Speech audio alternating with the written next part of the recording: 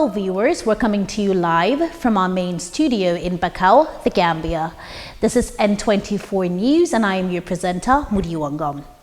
Coming up in the next minutes, man has allegedly been charged of stealing $122,000 transferred to his account. Hate speech seems to be taking center stage and religious leaders in a dialogue are calling on people to tackle the root cause.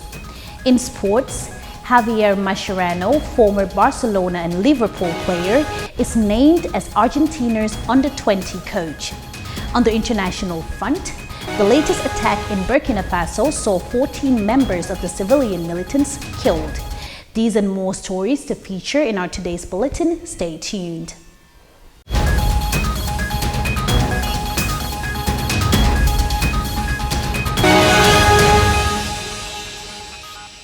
And we start tonight's bulletin with man charged with stealing $122,000 mistakenly transferred into his account. A man appeared before the Kanifing Magistrates Court charged with stealing $122,000, which was mistakenly transferred into his Access Bank account, being the property of Access Bank Limited. The accused, Khalilu Koli, is alleged to have withdrawn the money without notifying the bank. He pleaded not guilty and was granted bail in the sum of $60,000 with 2 Gambian sureties who will provide their ID cards to the court registrar.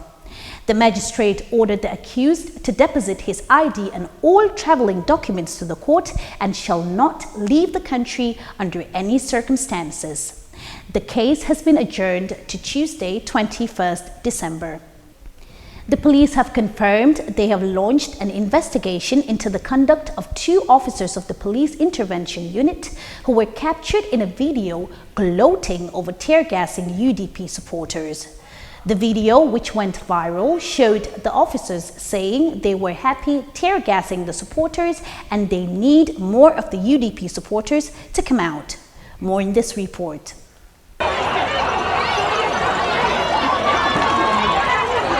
Good. Very good. Very good. Very good. Very good. Very good.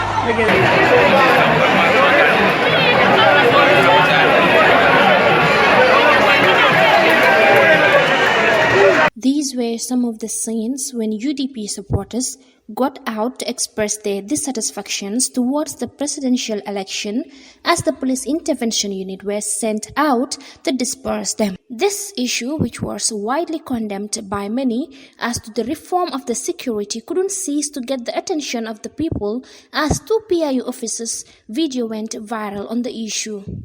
The video also kept on trending on social media as activists and other people demand something to be done to help reform the country's security issue dealings.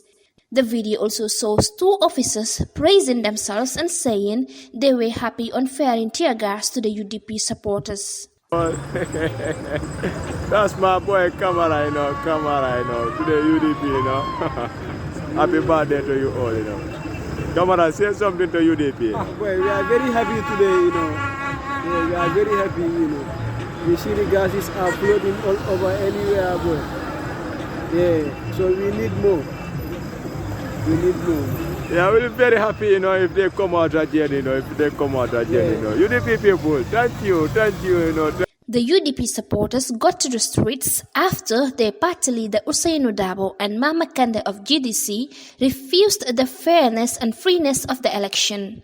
Despite their party leader urging them to return home, the UDP faithful still decided to proceed to the Westville end where they got dispersed by the police. Reporting for N24 News, I am Sukay Jajusi. The Gambia Police Force released a presser on the current arrest of a man who made an audio calling for post-electoral violence. The UDP leader has been recently heard to have condemned the act and urges the police to investigate and arrest him. Meanwhile, in a release issued by the police force indicates that officers of the Police Special Investigations Unit on Tuesday launched a swift investigation into a viral audio in which a man who later became known as Lamin Dabo, alias Kanikunda, 47, was heard calling for post-electoral violence, got arrested. In the viral video, he was heard calling for people to make explosives and burning of the country, which resulted in widespread fear and concern among the public. 4 other names mentioned as accomplices belonging to the same group, Santamba Kankilinkafo at Busumbala, West Coast region, were equally arrested and currently helping police with their investigations as per the release. Religious leaders are calling for a dialogue to address the root of hate speech and tribalism instead of suppressing them. Despite suppression being a means to avoid it, these leaders say suppression of the concerns could have a long-term effect on the country. Here is more of the details gathered by our reporter.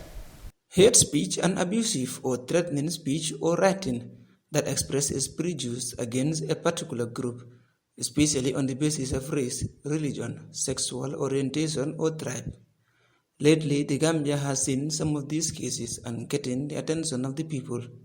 The presidential election has somehow opened way for those who use these speeches. Imam Babali, an Islamic scholar, and Pastor Forbes, a Christian scholar, both say hate speech is highly condemned in all religions. They, however, said everyone should condemn hate speeches. This they say in an interview with Paradise TV's Yasona Sonko.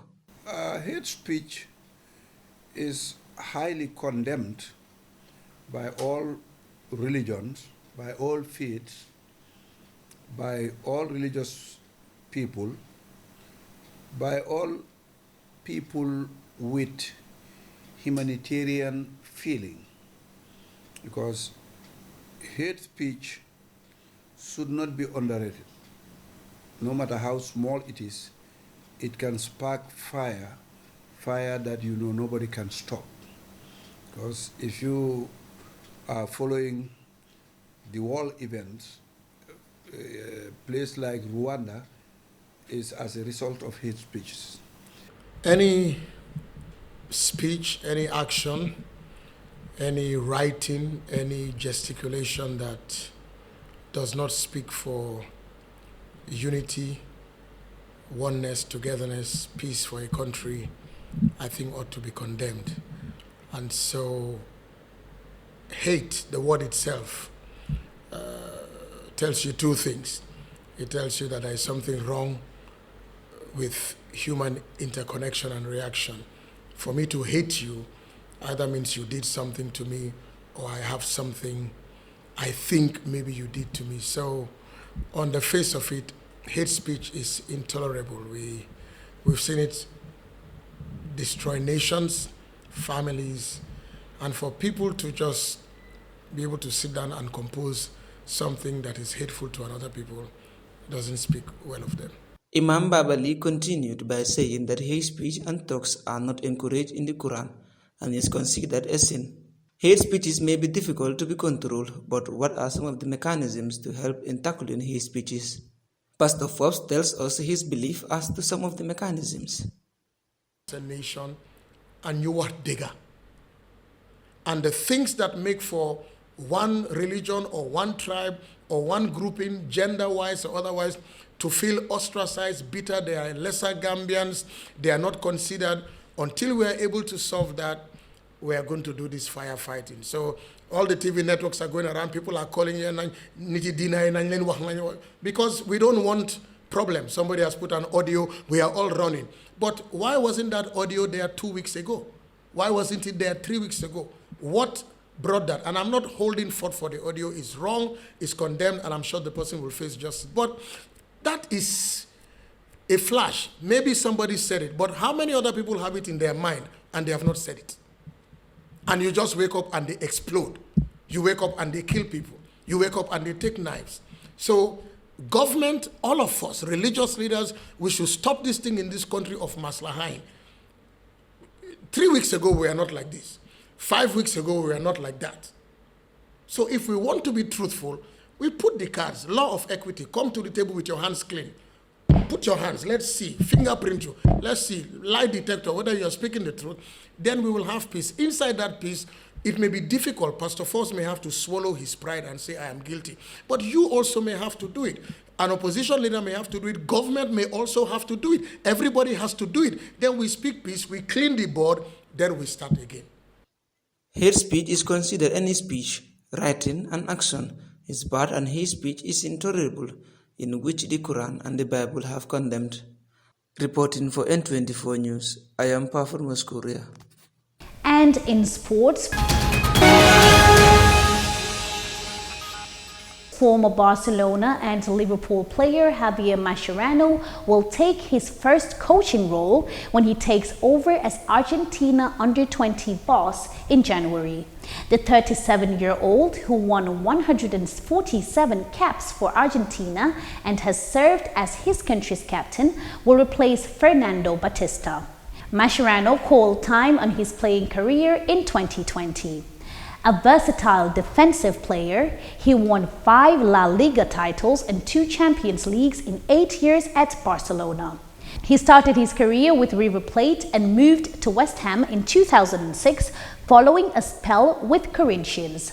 Signed by Liverpool in February 2007, he helped the Reds reach the Champions League final that year before moving to Barcelona in 2010. In 2014, he played every minute of Argentina's World Cup campaign as they lost to Germany in the final. Meanwhile, in the Women's Champions League, Arsenal's fate will be decided in their final Group C match after group winners Barcelona earned a comfortable win at Emirates Stadium. The Gunners, in second place, 3 points above Hoffenheim, still have their future in their own hands before next week's meeting with the Germans. They suffered a 4-0 defeat in the hands of Barcelona, who are yet to taste defeat in their group as they sit top with maximum 15 points from 5 matches. Barcelona's progress to the next round of the Women's Champions was confirmed before they played Arsenal, but left Arsenal to battle their confirmation on D-Day. And away from the latest happenings of sports, let's now look at the latest of the internationals. Unidentified shooters have killed at least 14 members of a government-backed civilian militia in an ambush in northern Burkina Faso, the latest attack in a surge of escalating violence. The incident came as President Roch-Marc Kabore faces increasing criticism over his handling of a years-long security crisis that has killed thousands of people, displaced more than 1 million, and left an immense humanitarian crisis in its wake. In a statement on Thursday, the government said the gunmen had attacked the militia about 10 kilometers, which is 6.2 miles from the town of Titao, where they were heading to reinforce other civilian fighters. The 14 killed were members of Burkina Faso's Homeland Defense Volunteers, which receives funds and training from the government to help contain armed groups linked to Al-Qaeda and ISIS that have also been operating in neighboring Niger and Mali. There was no immediate claim of responsibility. Opposition and civil society groups have repeatedly expressed their dissatisfaction with the government's management of the insecurity crisis, taking to the streets to call on Kabore to step down. On Wednesday, Prime Minister Christophe Joseph Marie Dabire tendered his registration to Kabore, a move that triggered the resignation of the entire government as stipulated by law. Kabore has been under pressure to make changes and has already reshuffled his army leadership, but critics say the dismissal's critics are an attempt at deflecting responsibility. Away from Burkina Faso to Nigeria, where gunmen in Nigeria's Niger State have shot dead at least 16 worshippers in a mosque. A number of others have been wounded in the attack in Baari village. The attackers opened fire on the Muslim worshippers during early morning prayers on Wednesday. Niger State government official Ahmed Ibrahim Matani told the BBC. He said the motorbike riding gunmen also shot and killed one other person on the road as they zoomed off. And I'm afraid that's all the time we have in today's bulletin. Stay tuned.